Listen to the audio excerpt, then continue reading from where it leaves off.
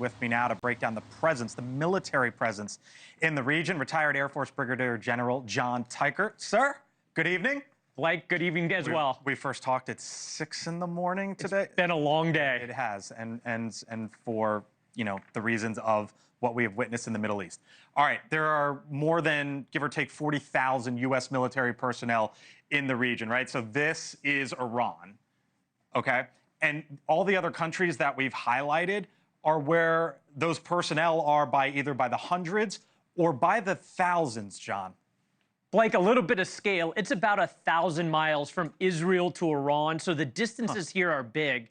And what is not shown here are those two carrier strike groups that are somewhere in the vicinity, as well as over-the-horizon bombers, either from the United States or from the Indian Ocean, that could strike if needed and add military capability to the mix here. So this is where our troops are stationed, or at least where there's a military presence, right?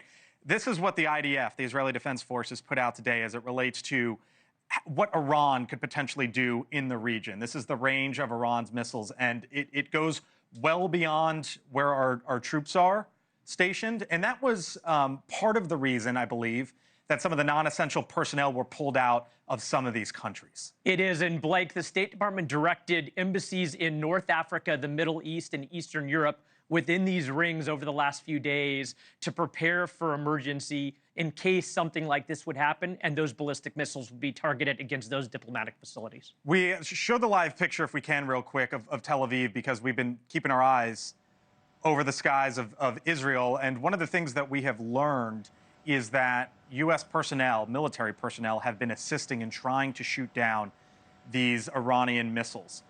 The assets in the region, generally speaking, to keep these skies in part as clear as possible are what? Basically, what do we have in the region there? Blake, we used fighter aircraft earlier in the day to take out some of those drones that were inbound to Israel, U.S. fighter aircraft. And then we have destroyers on sea and then theater air defense capabilities in Israel on the ground that can help with those ballistic missile volleys that we've seen now 3 waves of over the course of the last several hours. With our presence there in the Middle East, what do you think we end up seeing next here in the upcoming few hours or so? Blake, Israel is intent on continuing the fight to strike those targets in Iran that include nuclear facilities, ballistic missile facilities, and some of those leadership targets. They'll assess how those strikes are going, and then they'll continue them while they protect themselves against ballistic missile and drone attacks like we've seen over the course of this day.